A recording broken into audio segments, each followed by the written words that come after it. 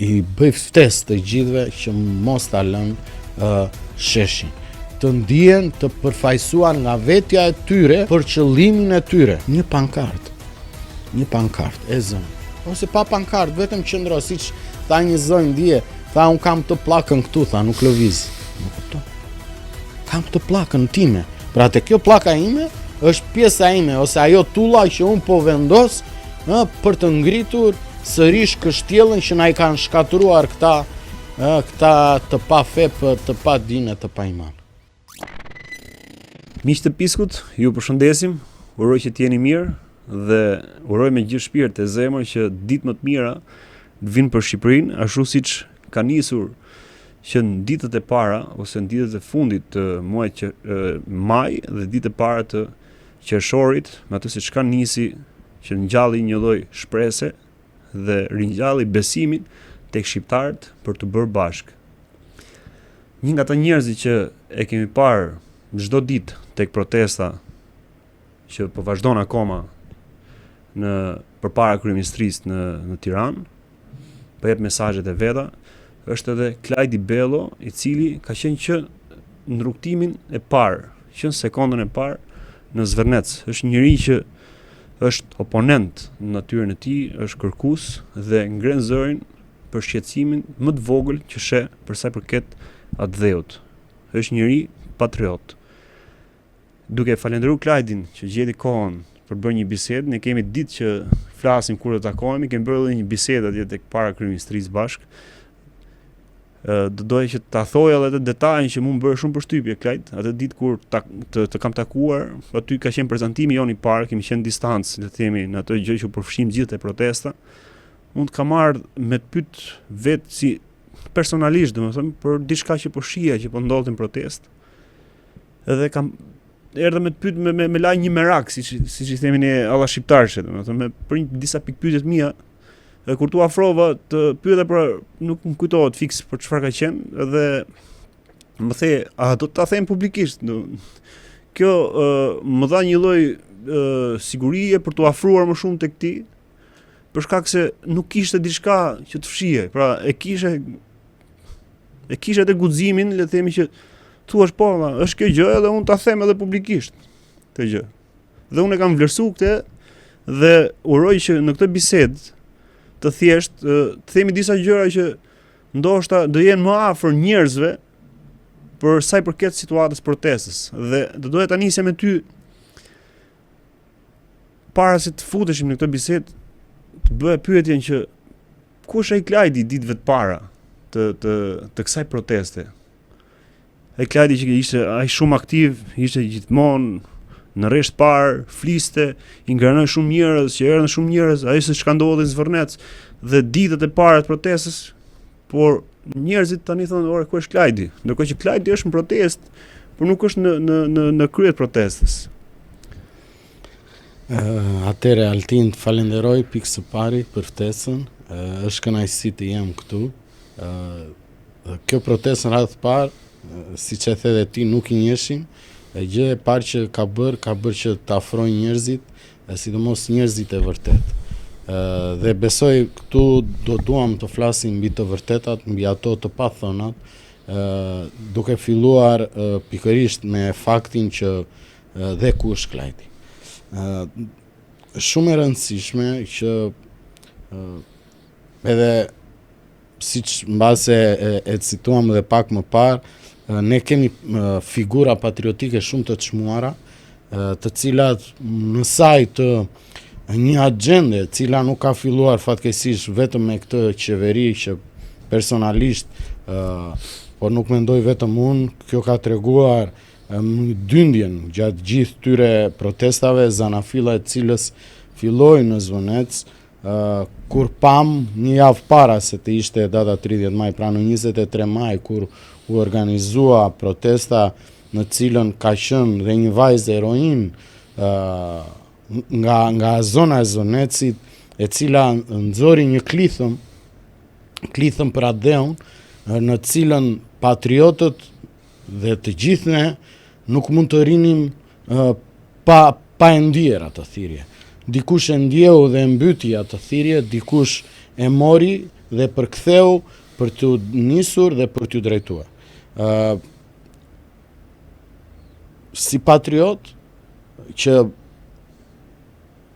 jam frymzuar nga figurat të tjera, si nga rilindja, po dhe para rilindjes, duke shikuar edhe si pjesë e punës që unë bëj si udhërofyes turistik, e kam pas gjithmonë historinë, mendoja gjithmonë se historia na ndihmon për të kuptuar rrënjët tona. Pra, është si të ajo pema e familjes, që është stërgjyshi dhe disa ndalen vetëm te stërgjyshi, po janë disa të tjerë që shkojnë përtej stërgjyshit.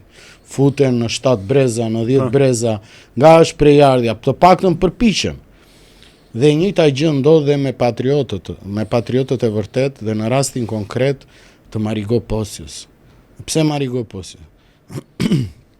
Është shumë interesante, e kam menduar dhe nuk është se e kam shprehur publikisht, mbase sepse dhe kontributi i saj dhe si shumë patriotëve tjerë për shumë motive, mbase edhe në ato agjendat anti-shqiptare të cilat u injektuan më së keqi me ardhjen e një partie komuniste e cila u ngjiz nga 2 serb, të cilët e kurorzuan me diktatorin Enver Hoxha, të cilët filluan dhe shkatruan historinë e Shqipërisë. Edhe dihet që për të mbrojtur frymën patriotike, kjo gjë bëhet që në gjenezë, që në djep. Edhe djepi është tek shkolla, është tek institucionet arsimore. Unë mbaj mend, besoj dhe ti mbase mund ta kesh kapur periudhën që ne kishim himnin e flamurit para se të hynim në shkollë. Po, e vërtet. Për një periudhë e humbëm, tani u rikthyer vetëm të hënave, nëse s'gabohem. Pra, unë kam bërë një vit studime në Turqi dhe në Turqi çdo ditë para se të hyje, edhe pse ne ishim të huaj, ishim detyruar të këndonin himnin, sepse ishim student aty, edhe pse gjimnaz. Pra, kjo tregon pjesën e frymëzimit patriotik, pra që të dua shkomin. Për t'ju rikthyer Marigo Posios, për shumë njerëz që mbase nuk e din, Marigo Posio ka qenë një vajzë e cila ka qenë aktiviste për pjesën e zgjimit kombëtar. Çdo me thënë zgjimi kombëtar. Shqiptarët kishin rënë në një apati nën perandorinë osmane, sepse një pjesë e mirë ishin konvertuar në musliman dhe kishin marrë atë sigurinë në kuptimin që ne mbrojtje na jep perandoria osmane, ajo është e fuqishme, ndërkohë perandoria osmane ishte në gramat e fundit, edhe çapo ndodhte ishte që në armiqt tan, Serbia, Greqia, Malizi, po dhe Italia në këtë moment kishin pretendime territoriale, pretendime për të marrë, për të shyer Shqipërinë sa më shumë. Marigo Posio ishte pjesë e saj dhe një element shumë interesant ka qenë pjesa kur ka qenë vajzë adoleshente 15-16 vjeçë, siç ishte në atë periudhë, një vajzë nga Korça, duhet ta themi, sepse dhe Korça, gjithë Shqipëria ka nxjerr adetar, po dhe Korça ka nxjerr mendimtar, po edhe adetar të shuar. Midis tyre Marigo Posio. Dhe kishte i qëndisur flamurin kombëtar, sepse atëre bëshin paja. Dhe kishte qëndisur flamurin kombëtar dhe kishte vendosur te paja e vet. Pra, kjo tregon një shenjë tjetër nacionalizmi. Pra, kur të vinte burri i arçëm që nuk die kush ishte, po s'kishte rëndësi, ajo ishte përgatitur dhe mbi pajën ishte vendosur ky flam. Dhe çfarë ndodh? Pas pjesës së aktivizmit të zgjimit kombëtar, arrin tek pjesa e lëvizjes për pavarësinë, e cila kulmoi në 28 nëntor 1912 ose 28 nëntori 2, pas ngritjes së flamurit në Gjegjë Kastriot Skënderbeut në Kruj. Ajo, sepse njerëzit ose shumica e shqiptarëve ose gjatë komunizmit, gjatë saj periudhe në cilën është përpjekur të shkatrohet memoria jon kolektive, Marigo Posio është nxjerrë vetëm si një figurë e cila u gjend rastësisht, kishte vajtur me pushime në Vlorë, edhe e qëndisi flamën. Jo, nuk është as pak ashtu, ka pas një rrugtim shumë të gjatë, shumë sakrifikues në raport me zimin kombëtar dhe me kulmimin e saj me pavarësinë. Dhe ai flamur që ajo kishte qëndisur në moshën 15-16 vjeçare të paj, atë flamur e mori dhe në bazë të atij flamur bëri flamur, qëndisi flamurin e pavarësisë. Pra, ndjes pse u futa dhe bëra një preambull ndjes të hyrjes me Marigo Posio.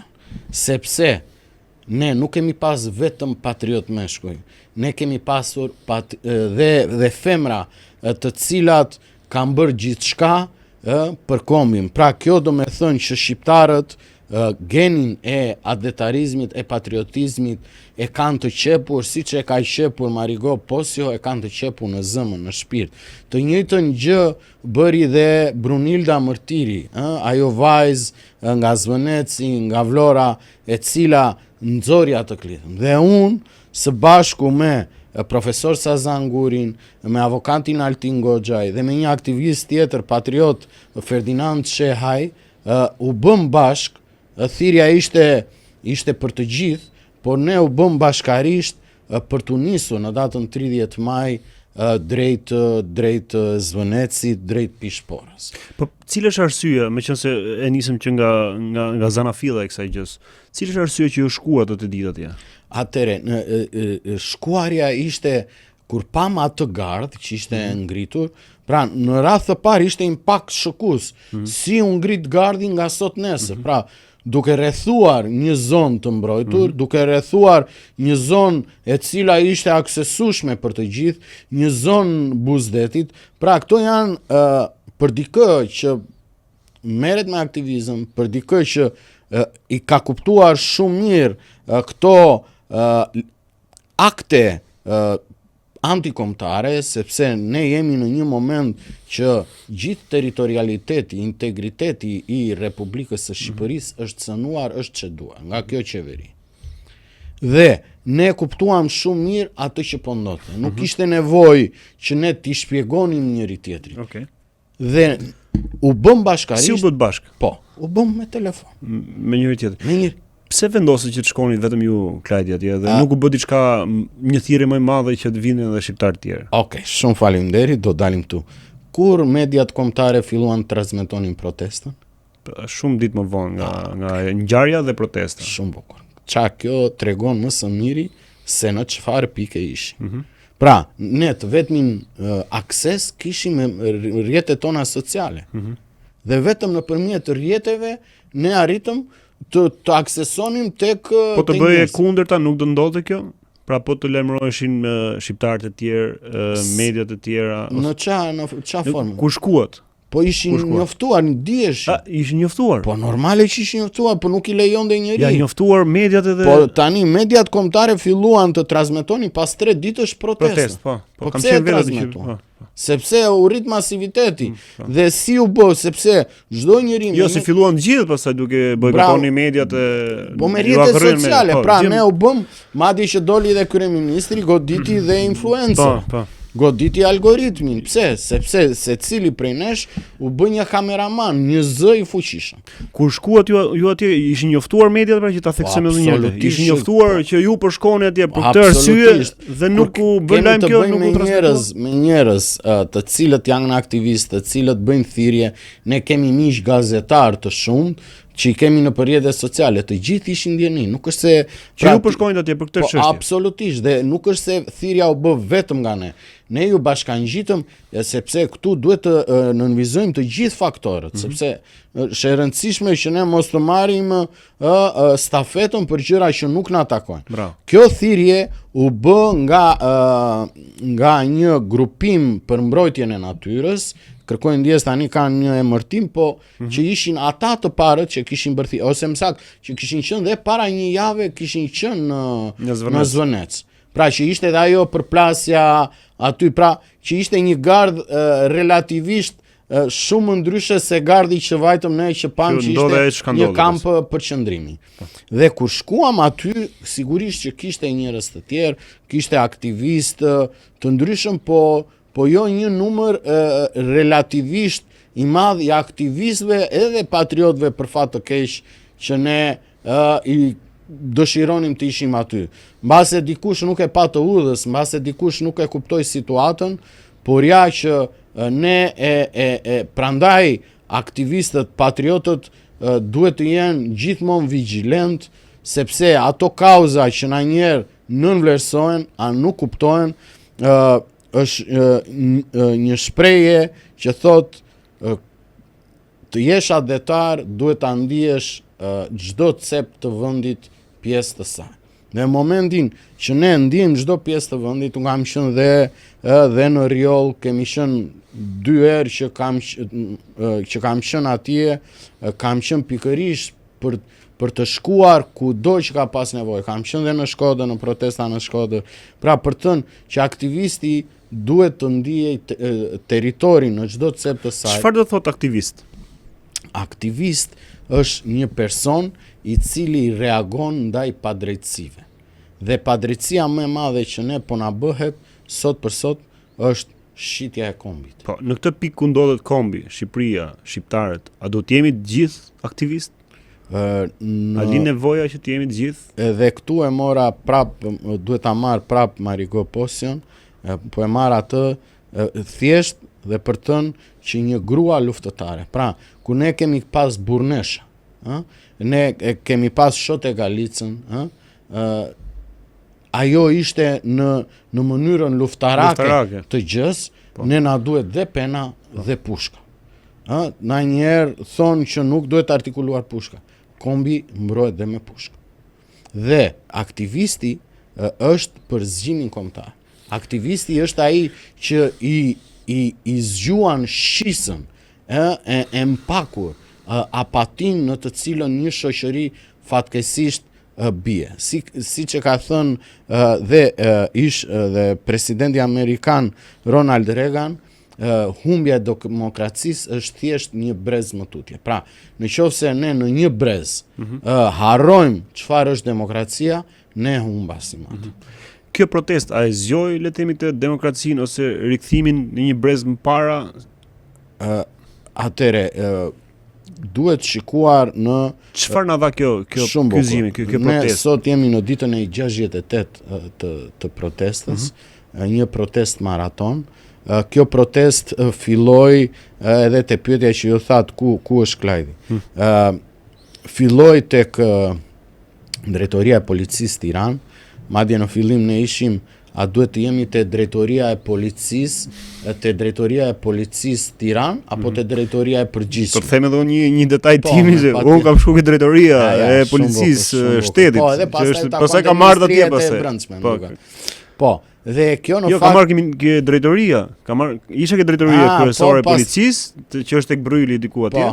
Pastaj ka marrë drejtoria e policisë Tiranës që është tek Ministri Mshyri. Pastaj kemi shkuar ke Ministria e Brendshme që u grumbulluan, erdhën njerëzit, njoftuan, e morën vesh dhe ndodhi se çka ndodhi ke Ministria e Brendshme, pastaj që mori për masa të tjerë në ditën e vazhdim. Dhe kjo tani dua të ka qenë krejt diçka shumë e natyrshme, diçka shumë magjike. Nëse s'dua t'i them këto projektimet e mia si kam thënë vazhdimisht, unë dua ta sjell edhe një herë pjesën e Zvënecit, shumë e rëndësishme për të. E di pse po e shtroj në këtë formë ndjes. Që pastaj ta mendoj që në këtë pikë, siç e theti në ditën e 68 ku jemi, është një perceptimi im se si e shoh aty ku jam edhe unë, si e shoh njerëzit, prandaj dua ta shtrojmë të lloj bisede dhe ftoj çdo që e ndjen që është brenda kësaj proteste, që ndoshta edhe ka marrë sulme ose s'ka marrë sulme, është paragjykuar ose s'është paragjykuar, vi të japi një version tin, jo tek unë, por ta japi edhe vetë, vi të takoj njerëzit, të flasim njerëzit.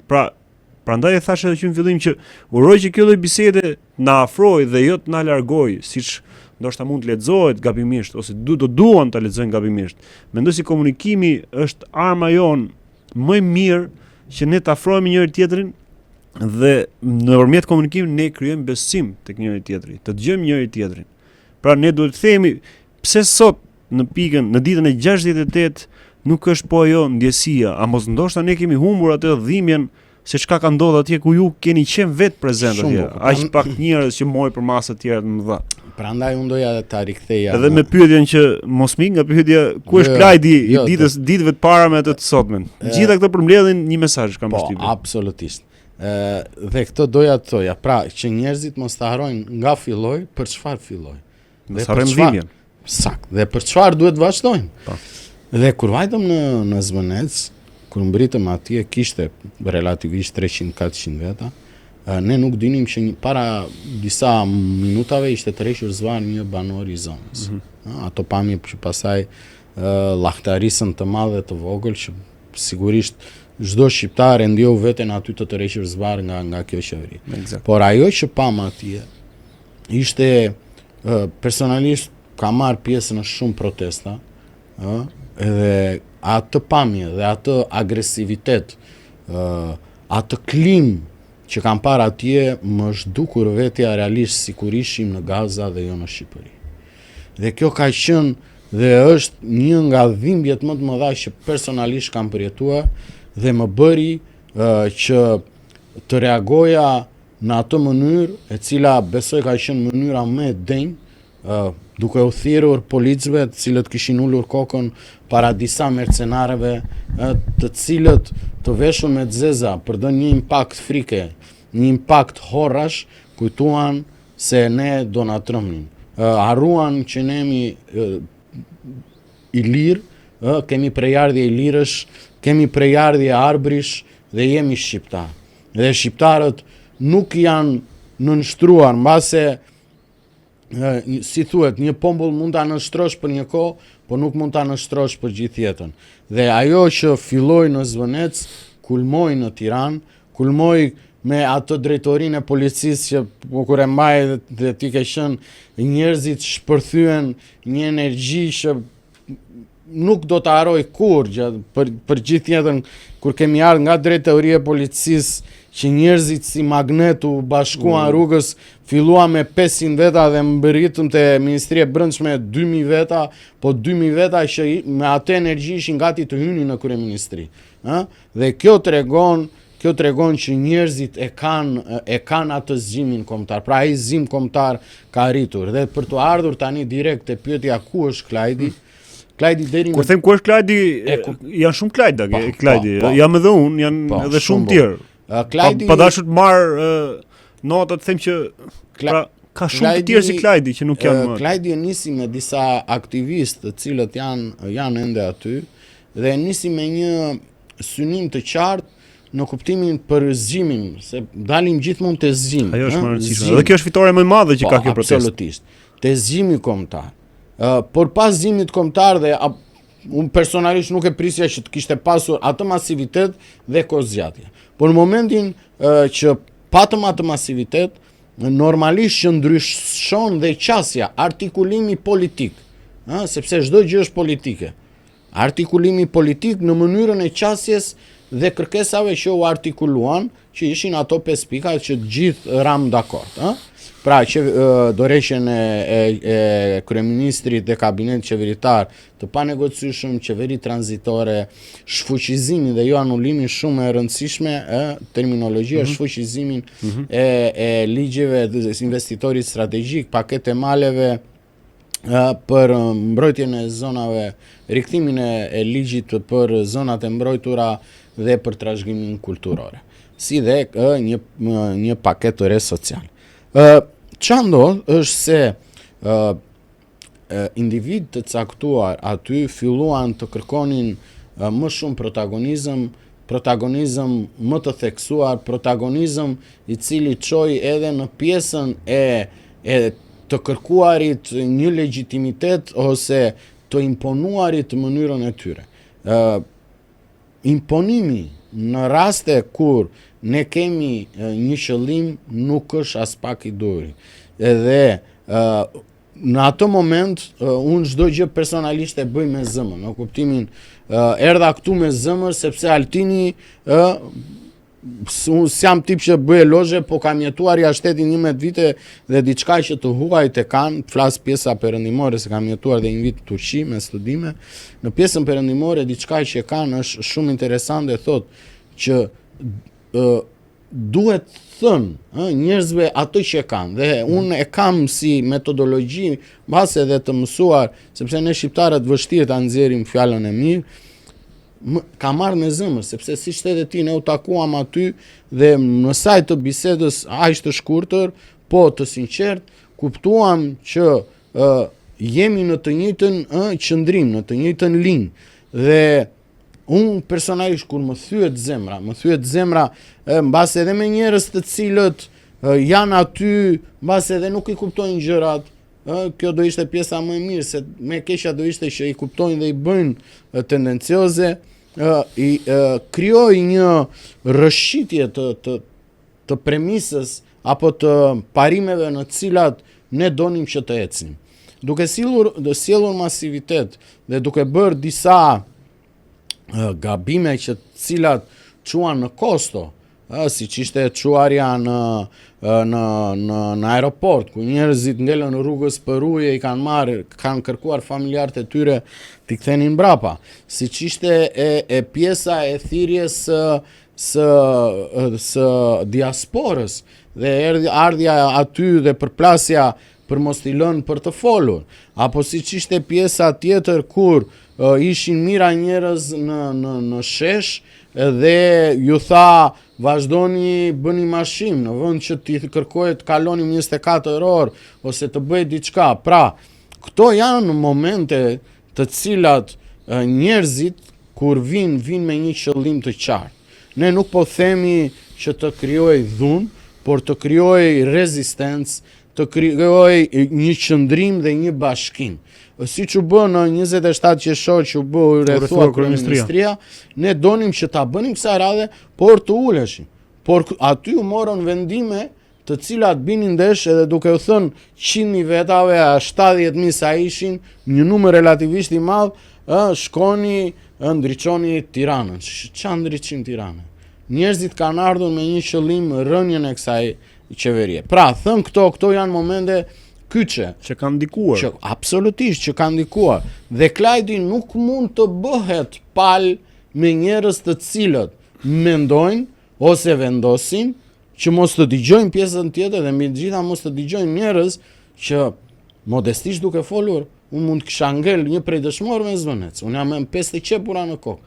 Pra, nuk e kam këtu për ta marrë as për merit as më, po njerëz që kanë treguar që janë të vërtet në atë që bëjnë, dhe njerëz që kanë kërkuar jo vetëm atë që kërkoja unë, po ishte një shumicë njerëzish që gjithë ajo energji mos të shpërndaj në për rrugët e Tiranës. Thënë kjo, që nga dita e 15, duke në sajt të këtyre përplasjeve, të cilat për mua, por jo vetëm, po edhe për disa të tjerë si shte, nuk është vetëm Klajdi për disa të tjerë, kjo i ka bërë që të stepen. Dhe unë e kam thënë, dhe e kam thënë dhe me rreth shoqëror e mirë që më kanë thënë pse Klajdi nuk del më të flasësh. Klajdi do dali të flasi kur protesta të rikthehet në shinat e asaj që ne nisëm që në fillim. Deri në moment që do ketë individ të cilët e marrin atë thjesht për të bërë protagonist, thjesht sepse vendosin egon e tyre në rastin më të mirë mbi kauzën, unë nuk do të vë fytyrën time për ata. Jam përdit aty, jam në rrjetet sociale aktiv, jam me njerëzit aktiv dhe mbaj të njëjtin qëndrim që kam mbajtur. Dhe ajo që mendoj se mund të ndihmoj, do ishte ajo që u nis me krijimin e kuvendit kombëtar, cilin ende nuk është krijuar. Mendoj se kjo do të na ndihmonte edhe për të mbledhur këta njerëz cilët mund të kenë ide ndryshe për mënyrën se si do arrim drejt finalizimit të kërkesave tona. Çfarë mendimi ke për kuvendin kombëtar? Sa e rëndësishëm është në këtë pikë ndodhet? Protesta dhe Shqipëria. mendoj kuvendet në tërësi shqiptarët gjithmonë kanë kuvenduar. Pra rikthemi te historia.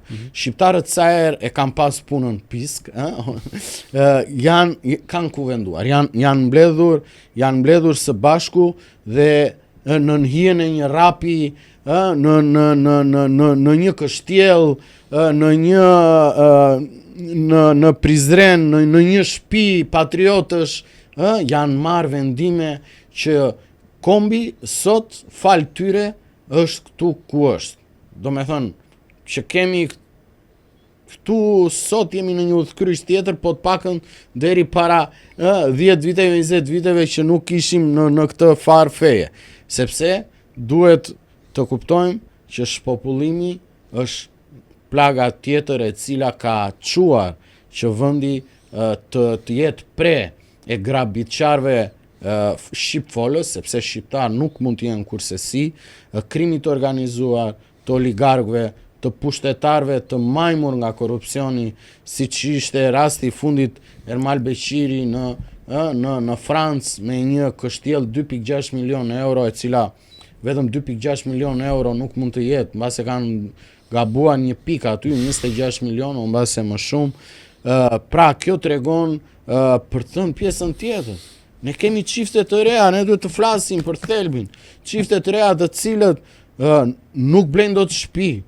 Janë të trembur, kemi të rinj të reja beqar, sepse goca thot çuni duhet të ketë shtëpi, çuni ndrihet i frustruar se nuk ka shtëpi dhe thot po I kërkova dorën, do më kërkoj. Pra kemi arritur në një moment social shumë kritik, shtëpiat që kanë vajtur, pra ky zotëria e kishte bler kështjellën me 2600 euro metrin katror, që korrespondon me aq sa bën një shtëpi tani më në Tiranë, në qendër, se nuk po flasim në periferi. Pra imagjinojeni në çfarë momenti ka arritur shoqëria shqiptare. Ka arritur në një pjesën e shpopullimit, rënien e lindjeve në mënyrë të frikshme, ku qarku me rënjet e linçmërisë, ku raporti vdekje-lindje është katastrofik, është qarku I Gjirokastër, qyteti I Gjirokastrës. Po jo vetëm, kjo gjë po ndihet në përfshatra. Kemi reformën territoriale tani që po delsh, pra atë që e bën në 2014 duan ta bëjnë 2015 duan ta bëjnë tani pas 11 viteve. Duan të shkrinë në bashki. E kuptoni, pra ti shërbimi nuk e merr dot më aty dhe duhet të ikësh. Do heqin shkollat, pra kjo çfarë do bëj? Nga shpopullimin e fshatrave tani po kalojnë në shpopullimin e qyteteve.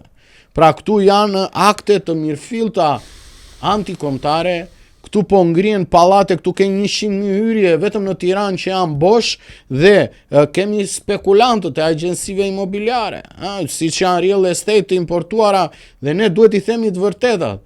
Kush janë spekulantët më të mëdhenj në botë që futët janë spekulantët më të mëdhenj dhe kanë bërë në shtete dhe më të mëdha se ne, se Argjentina. Shikojmë raste konkrete që pjesa që në sajt të ligjit për shitjen e tokave bujqësore, në sajt të protestave, u zhvendos në kohë. Nuk kjo mos kujtojmë se u shfuqizua, po u zhvendos në kohë.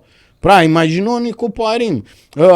Zoneci, Sazani, pra të marrësh dhe të japësh të vetmin ishull, mbaj mend dikush e kishte shkruar, më duket nëse nuk gabohem Ferdinand Dervishi që kishte thënë Kroacia ka 1000 ishuj dhe Greqia dhe e mbrojnë sikur është 1, kurse ne kemi 1 dhe japim sikur me pas 1000. Pra imagjinojeni në çfarë niveli jemi. Kemi euron. Euro ka vajt pikjat. Është fuqizuar legu. Kemi absolutisht. Kemi aeroportin e Kuksit që ka ngelur tani, po e bëjmë për fotovoltaik. Kemi rastin tjetër të aeroportit të Vlorës. I cili vetëm ditën e dieshme Bexhet Pacolli tha bëni gati për arbitrazh. Pra pas 300 milion eurove pritet një arbitrazh që nuk dihet dhe kujt I faturohet? I faturohet shqiptarëve. Pra ne sa do mbajmë? Sa do mbajmë? Dhe këtu tani dalin ke dhimbja. Te dhimbja.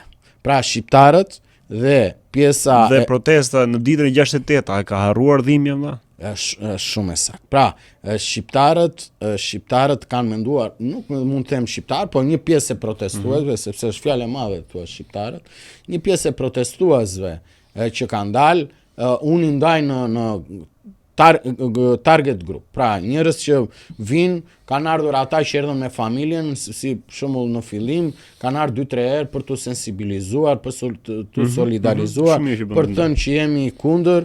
Kemi pas njerëz që kanë ardhur direkt kanë dashur dhunë direkt, hajde futemi se kjo gjë ndahet me dhunë, nuk ka mënyrë tjetër. Pra për shqasja atyre do të më vlerësu, do të më respektu, nuk mund të themi o ti s'di, unë di. Jo, thjesht po bëjnë ndarjen e. Po, jo shumë mirë po bën që po bëni ndarje.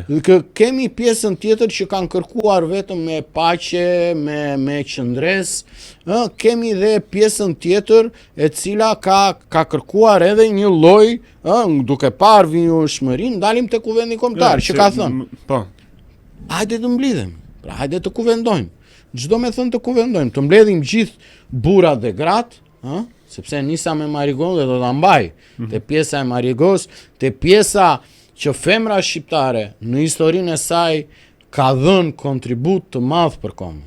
Dhe ne kemi burnesha në protest, të cilat fal tyre ju dha dhe një qasje tjetër kësaj proteste. Thën kjo burra dhe burnesha, sepse unë dua t'i quaj burnesha në momentin që marrin përsipër për të marrë në kuriz, në shpatulla fatet e kombit. Dhe ky kuvend kombëtar, qytetar, mund të bëj që prej aty të arrim dhe të mbledhim mbas edhe disa njerëz skeptik që kanë qenë aty dhe që nuk ndjen përfaqësuar ose nuk ndjejnë që kjo lloj mënyre e të vazhduarit nuk është mënyra e duhur. Pra, të ulemi të gjithë, siç jemi ne këtu 30, të bëhemi 200, 500, 1000 çën si ka. Mbase nuk do zgjidhet në një ditë. Bëjmë etapa 1 ditë, 2 ditë, 3 ditë. Por të ulemi, të flasim. Diaspora është pjesë përbërëse jona. Unë kam qenë 11 vite në Mërgim. Kur kam qenë në Mërgim, qaja, dita kur vendosa të kthesha kur je kthyer në AD, unë jam kthyer në 2011, dhe kur vendosa të kthesha në AD, ka qenë dita kur mbushi 60 vjetorin baba im. Unë isha në Mërgim, i mbaj mend si tani, ishte momenti sa kishim filluar me videokolle, ishte në mënyra primitive videokolle, po kishte filluar dhe isha në Hollandë në atë moment, dhe mbaj mend dhe kam qarë me nga shërim.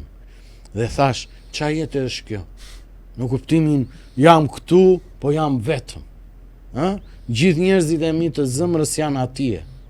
Dhe kjo ishte gjëja që të betohem, nuk më mungon të gjë, flasë për periudën.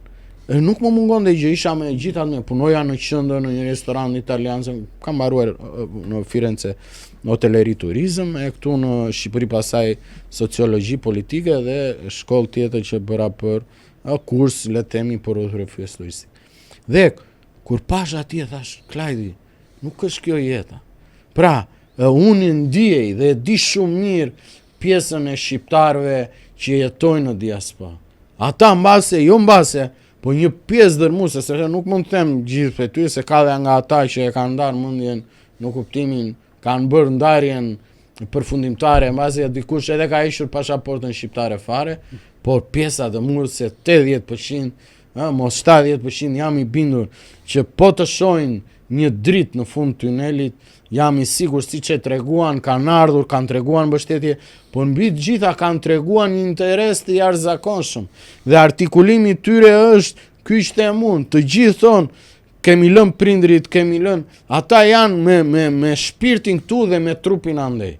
Dhe ne duhet bëjmë çmos që për të rikthyer fuqinë të bëhemi të gjithë bashkë. Dhe kjo është mënyra vetëm të ulemi se nuk ka asgjë që nuk na vjen gjë e keqe nga diskutuarit, nga dëgjuarit njëri tjetrin. Mbase ne nga frika e të dëgjuarit njëri tjetrin nuk arrim të konkludojmë. Dhe mendoj, uroj, shpresoj që kuvendi kombëtar të arrijë të artikuloj dhe mbi të gjitha të mbledhi këta burra e burnesha. Sa kuvende ka momentalisht? Nga kjo protest? Që kanë lidhur nga kjo protest? Kuvende. Tani ne kemi grupime aty që dje fola dhe me një pedagogë, më pëlqeu shumë qasja e tij, ishte shumë interesante dhe prandaj intelektualët duhen sepse japin ato këndvështrimet e tyre që kanë artikulimin personal. Dhe tha, Klajdi më tha, je shumë idealista. këtu do kesh grupime të cilat tha nuk do duan kurse si tha që të bëhen pjesë e kuvendit. Ata kanë atë qasjen e tyre tha dhe i mendojnë gjërat ashtu siç i kanë parë dhe ashtu do t'i shohin. Në kuptimin që vështirë t'i bësh të gjithë bashkë. Mendoj si boni do Skënderbeu gjithë bashkë. Ti si bëjmë ne sot. Skënderbeu bëri princat. Bëri, okay, patjetër, po edhe ai e tha, amaneti i është kur bëhemi ne bashkë me thuprat që dha si shembull që jo, po doja të dilja këtu. Vetëm gjithë domethënë është shumë vështirë. Ajo e kënaq më shumë ata që janë kundër nesh, edhe kundër Shqipërisë. Bëri princat, por çështja është që kjo është një punë titanike. Çdo me thënë. Thash këto gjëra janë të mbrojtura në mendjen e shqiptarëve. Pra, ne gjatë gjithë kësaj periudhe janë përpjekur të na mbajnë të ndarë. Jug, veri, musliman, katolik, i djathtë, i majt, duke haruar pjesën më të rëndësishme. Feja e shqiptarit është shqiptaria. Çdo me thënë. Shqiptarët duke qenë se u sakatuan për t'u përçar në kuptimin fetar, krajinor, këtë na i kanë bërë armisht, pushtuesit, i kanë fryrë gjithmonë ndasive, sepse kjo ishte mënyra e vetme. Edhe sot po i frym prapë. Shumë e saktë. E këtu doja të dilja. Pra, të dëgjosh ende sot artikulim jug-veri është e dhimbshëm. Dhe nga ta dëgjosh nga të rinj, sepse hajde unë e kuptoj. Pra, këtu janë, këtu po thoja, pra, dalim gjithmonë tek zimi kombëtar, dalim gjithmonë tek strategjitë patriotike të cilat brujten në shkollë, në fillore, tek ai himni kombëtar që thosha që duhet këndua. Pra, ti ku shikon flamurin kombëtar, ti shikon bashkim, shikon historinë, shikon gjithë luftën për të mbrojtur territorin, për të arritur pavarësinë. Ne jemi shteti vetëm në botë që jemi të rrethuar nga armiqt. Nga njerëzit tanë që na kanë thyer, po nga tokat tona, nga trojet tona, nga njerëzit tanë. Pra ti ke 40-45% shqiptar në Maqedoni, ke Dardanin, nuk e di po e pe, vetëm 2 ditë më para në Mal të Zi një vajzë shqiptare kishte valvitur flamurin Gjithë Malizi ka qenë përqindje më të lartë ka pas shqiptarë. Dhe e morën e thirrën, pra e thirrën dhe i vun një gjop. Ajo tha unë thjesht nxora këtë flamur sepse e ndjej festën time. Pra ku dua të dal? Dua të dal dhe te na hapin tema të tjera, ne s'ta kanë lënë Tiranë, vetë shteti jon, kur luani me Serbin, dilnin shqiptarët në rrugë aty për të manifestuar për ndeshjen për kombëtaren me flamuj kuqezit, vitet policia thashë ose unë vetë kam qenë DJ një nga këto lokalet aty ku qëndronte afër këtij hotelit ku ishte vendosur kombëtarja serbe. Pse kishin flamurin për të parë ndeshjen, ishin vendosur flamurin, ka policia na e kanë heq, e kemi heq flamurin. Jo ne e kanë heq me zor ndryshe. Pra janë gjitha element të këtij lloji pushtimi të brendshëm nga këta njerëz. Shumë saktë. Që ne sot jemi ngritur kundër tyre. Dhe për të thënë diçka e cila në shesh nuk po artikulohet më, është agenda Soros. Pra Sorosi, dhe këtu dalim te drejtësia, te Spaku, Sorosi ka qenë ai i cili nëpërmjet agjendave të tija të implementuara me një saktësi kirurgjikale nga ana e kësaj qeverie e cila për mua i ka të gjithë elementët antikombëtar.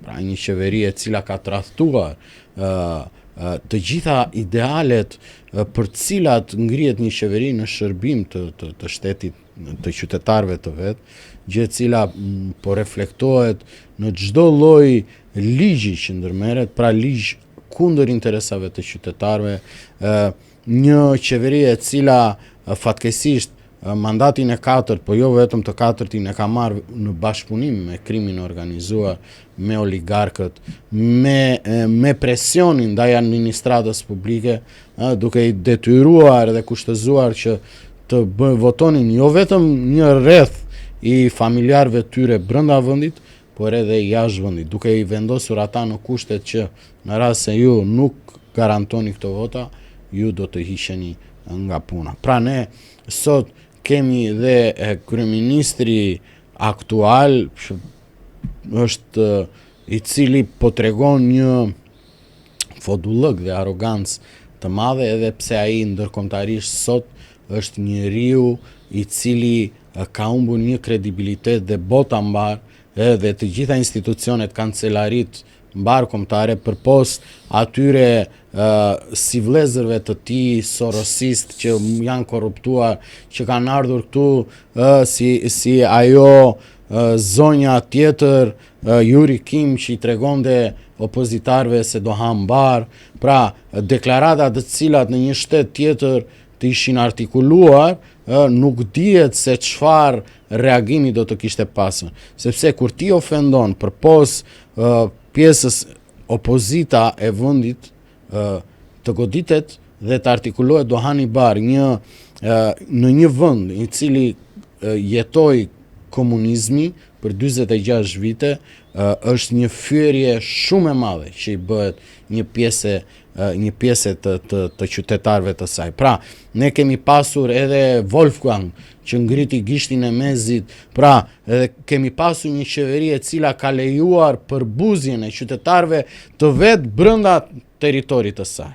Pra, imagjinojeni në çfarë pike jemi, sepse këta janë të gjithë komponentë që ne ndjes, po ne i harrojmë, pra kemi memorien e shkurtër. Dhe këto janë gjëra që nuk duhet t'i harrojmë.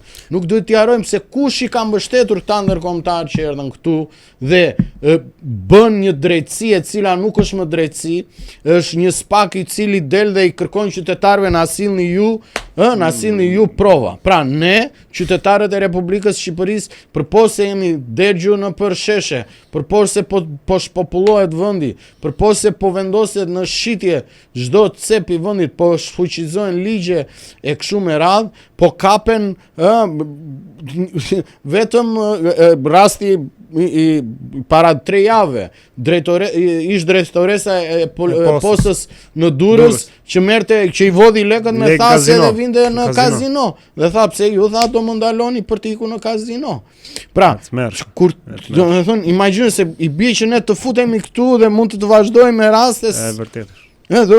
Ti vazhdon, mendon dhe prodhon. Rasti tjetër, ndërkohë që në Kosovë po gjenden varre masive, vulin në Serbi del dhe thot që ne po bijem në dakordsi për të ngritur një konsullat serbe në Shkodër. Edhe kjo s'po trajtohet fare. Dhe nuk po trajtohet, pse nuk po trajtohet? Pra, këto janë gjëra që skandali mbulon skandalin dhe ti nuk di më, pra ti je i rrethua në skandale dhe këto janë skandale të cilat janë në dëm të kombit, të gjitha njëra pas tjetrës. Si që kemi hyrje në Tiranë, u është Shqiponja dhe u vendos në Kukës, dhe sot ti ke në Tiranë ty po të ishen gjitha simbolet kombëtare, me disa spirale të cilat janë abstrakte dhe këto janë agenda sorosiste. Të zhduko identitetin. Absolutisht. Pra, dhe ne lufta jonë për t'ju rikthyer protestës është titanike dhe unë i bëj thirrje nëpërmjet jush të gjithëve. Si që nisët thatë ku është Klajdi është aty, vazhdon me të njëjtin mendim, me të njëjtën energji dhe uroj, shpresoj dhe ata njerëz që vendosin thash në rastin më të mirë ekon e tyre, të cilat nuk e ndihmojnë as pak kauzën, të cilat krijojnë ndasimin disi njerëzve, të jenë sigur që ne nuk ndalemi, do jemi aty për ditë dhe mendojmë dhe shpresojmë që me kalimin e ditëve të riformësojnë gjërat dhe të arrim në një kohezion dhe koherencë mbi mënyrën se si duhet të vijojë kjo protestë, sepse gjithë kjo energji e cila është për të ndryshuar edhe mënyrën e mendimit. Mos të harrojmë shëndetësinë. Kush ka pas fatin e keq, fati mirë është vetëm në maternitet, fati keq është për çfarë do lloj gjëje tjetër. Vetëm i miri është për maternitet. Të gjitha të tjera ne e dim se në çfarë gjendje janë spitalet shqiptare. Po sjell dhe një shembull, para një viti unë pata një elmim na ushqimi diçka që gjëra më mbase mund të ndodhin. Dhe besoj këtu e gjejmë veten shumë të tjerë, nuk doja të shqetësoja njëri, po vija nga një udhëtim, nga një qytet tjetër, nuk doja të shqetësoja njerëz, se thash po iki po bëj një lavazh në te QSUT-ja. Të betojmë ka qenë ora rreth 11 i natës dhe më thot infermierja, të lutem shko te farmacia përballë dhe bli sorumin dhe këtë. Na ka ndodhur gjithë kjo. A kupton ku jemi? Pra, ti thuash një të sëmurit që ndjes po nxirja zorrët, do me thënë të vjella nuk e di, nuk po ria dot në këmbë, dhe të toj nuk ka ilaç, të lutem ngriu ik të blie të farmaci. To janë shumë gjëra të cilat janë bashk, to janë shumë gjëra të cilat shqiptarët, tani këtu i drejtojmë gjithë shqiptarëve, duhet të jemi bashk dhe vetëm bashk ne arrim që të rikthejmë një shtetës së drejtës, të rikthejmë një drejtësi e cila nuk prodhon më drejtësi, prodhon pa drejtësi, një drejtësi të dirigjuar, dhe këto janë të gjitha gjëra të cilat duhet na bëjnë të reflektojnë, të mendojmë se ne jemi vendi që po vidhet në çdo drejtim me euron, me naftën, me ujin, me hidrocentrale që ngrihen dhe po thajnë lumenj, me kuçedra, me ligje të cilat vetëm fuqizojnë oligarkët, krimin organizuar, që erdhën të huaj. Isha pardije që mbyll aturin me spanjoll dhe më tha mua, më fal, tha, po këtu, tha, ka plazhe të lira, tha.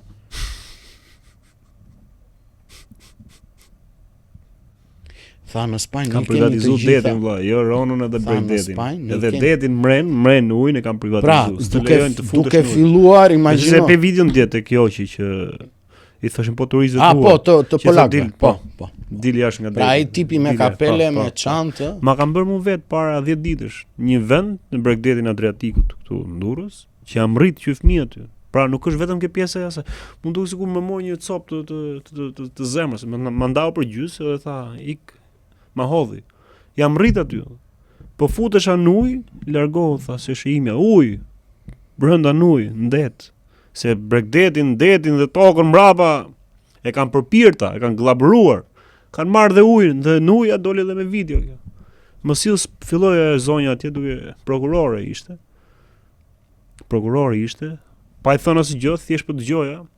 Fati mirë i saj që nga vapa, nga nxehtësia se po regjistroja, u mbyll video, se 5 minuta vetëm ishte kështu breshëri. Thash po dëgjoj Edi Ramën. Kur po dëgjoj atë, thoshte më sill spaku, më sill çfarë dush, nuk më intereson, më sill policinë. Është zona ime, thë, largohu. Pra ne kemi Edi Rama vërdall plot, nuk është vetëm ky Edi Rama. Kemi edhe Edi Rama, doja të thoj edhe këtë që kemi edhe Edi Rama aty brenda tek ajo protestë. Siç e lakove ti që thej që për te pjesës ndoshta për ndikime të ndryshme, por po ta marrim rastin më të mirë, siç e theti, për ego personale, kemi Edi Rama aty brenda.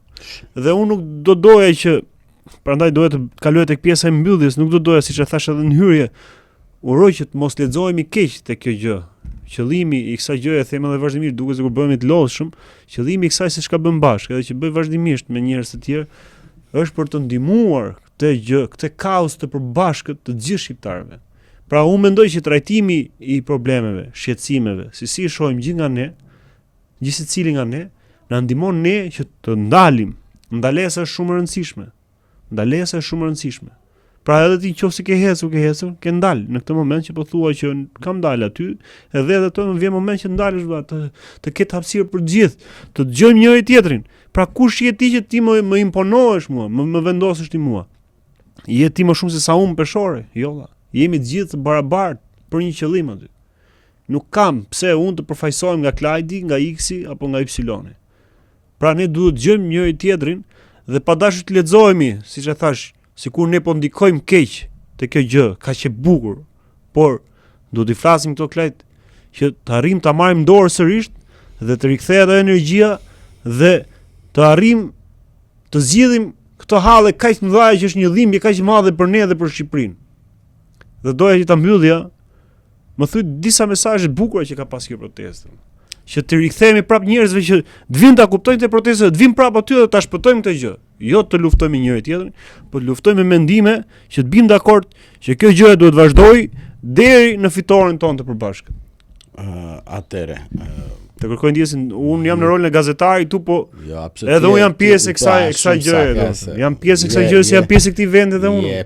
Gjithë jemi pjesë e këtij vendi. Pjesë e kësaj gjëje dhe je një nga pjesët e mira të kësaj gjë, sepse po flet me zëmër, siç edhe unë po përpiqem të flas, gjithmonë duke u përpjekur, sepse njerëzit e vërtet ruajnë dhe ruajnë mos të prishin kauza. Ne jemi ata që kemi ndërtuar kauza dhe luftojmë për kauza.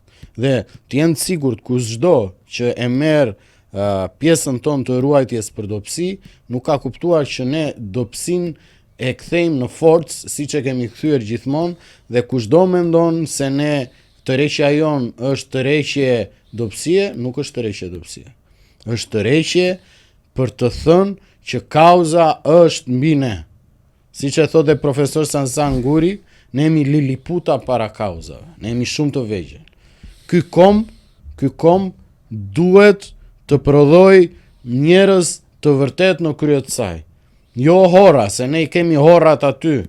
Ne nuk kemi dalë për horra. Ne kemi dalë për kombin.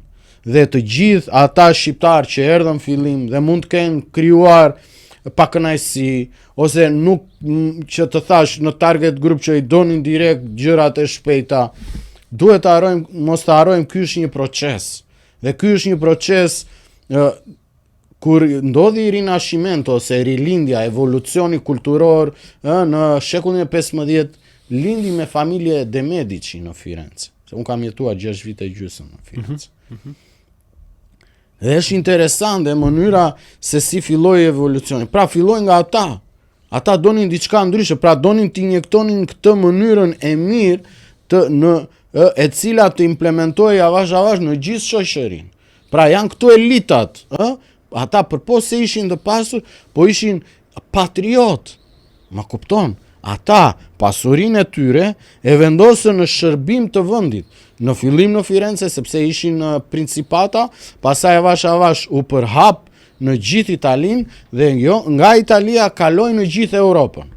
Pra, ne kishim një pjesë të rilindasve të vërtet, që ishte në shekullin 19-20, dhe erdhi kjo rilindja sorosiane, sepse kjo s'ka asnjë lidhje. Lidhe me rilindjen.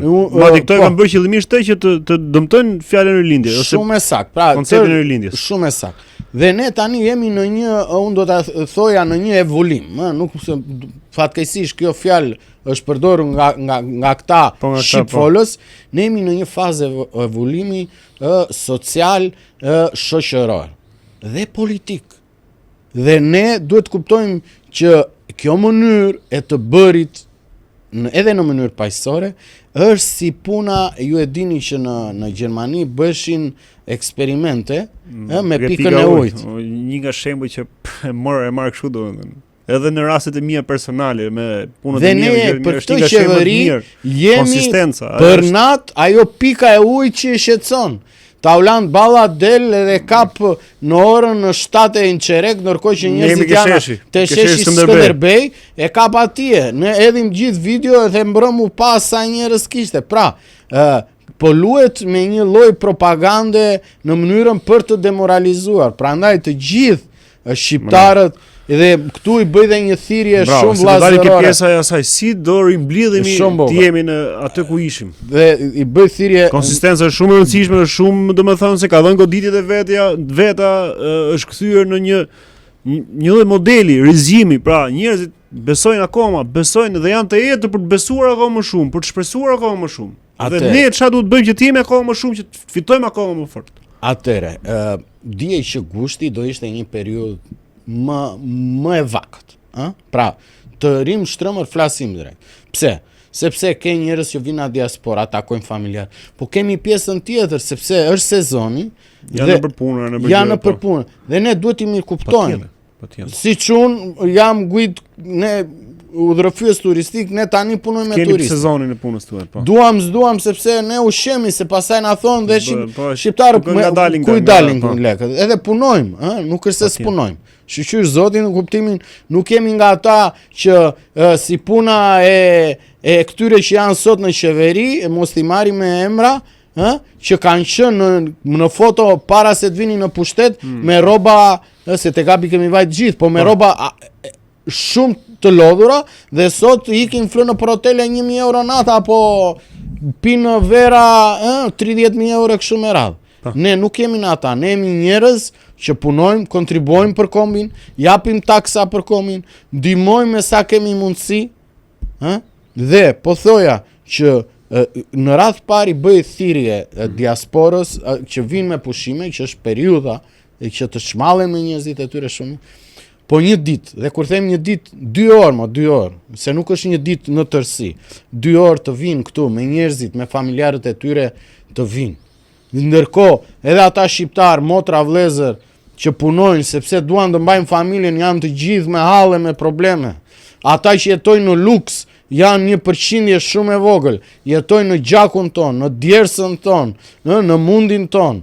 Pra, dhe ne duhet të mirë kuptojmë, ne duhet jo vetëm mos të demoralizohemi, po ne të kuptojmë që kjo është një periudhë e artë, duke mbajtur për ditë me ata 500, 1.000, 2.000 varet se si varion në shesh, gjithmonë pas orës 8 shesh i mbushet, sepse njerëzit mbyllin hallet, punët e tyre në 8:30 është kulmi, pra i pjesëmarrjes. O tau, bëhen 8:30 foto. Po, në 8:30, 7 çerek.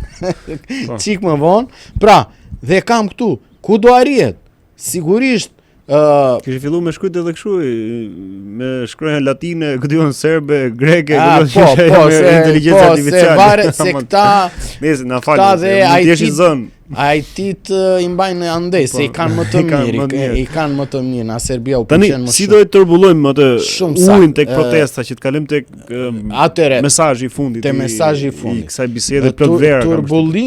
Turbulimi si unë e shikoj, do të vi në momentin që rikthehet, rihapet parlamenti, pra fillojnë seancat parlamentare, duke u rikthyer aty dhe për t'i bërë thirrje deputetëve të Parlamentit të Republikës Shqipërisë, sepse tani më thirrja duhet të bëhet të gjithëve që të dëgjojnë zërin e qytetarëve, të bëjnë çmos për të shkrirë parlamentin, për të kërkuar dorëheqjen e kryeministit dhe një qeverin tranzitor. Po, këto janë mënyrat se si do arrihet. Kjo do arrihet meqense je ke qeveria tranzitore, që është një edhe nga pikat e 5 pikave. Po. Kur po flisje pak më lart për 5 pikat, doja ndërhyja apo doja të shkëputja. Pse nuk u la një afat për këto 5 pikat? Më duket sikur u harruan, ku diun, po themi ka kaluar më shumë se një muaj që janë thënë 5 pikat. Çfarë po ndodh domethënë? Pse nuk ka një lloj presioni që t'i kthehet, se ajo është themra e Akilit, ato 5 pikat apo. Përderisa janë gjërat më të rëndësishme të kësaj proteste, mbase dikush kanë ikur qeveria dhe parlamenti me pushime dhe këta kanë marrë pushimet e artikulimit të këtyre pikave, por gjithsesi këto nuk e harrojnë ata që realisht e kanë artikuluar me zemër e me shpirt, dhe ne e artikulojmë kudo. Prandaj kjo gjë duhet thënë sa më shpesh, kudo kemi mundësi, të gjithë si kemi mundësi, për thënë që ne nuk i çedojmë në asnjë nga ato pika të cilat janë artikuluar nga sheshja. Mos të harrojmë që kjo është vullneti i shqiptarëve protestues në protestë. Edhe një mesazh për diasporën, për sa përket për diasporën, unë do ta marr një rast në analogji me protestën studentore, kur unë bëra pjesë e lëvizjes studentore, një prej personave, si thuaç, që qëndroi para kryeministrisë më se një muaj në dimër dhe lëvizjes së saj, mbaj mend që ditën e para, ditën e dytë, nëse zgabojmë, te Ministria e Arsimit refuzuan qytetarët e Astirit.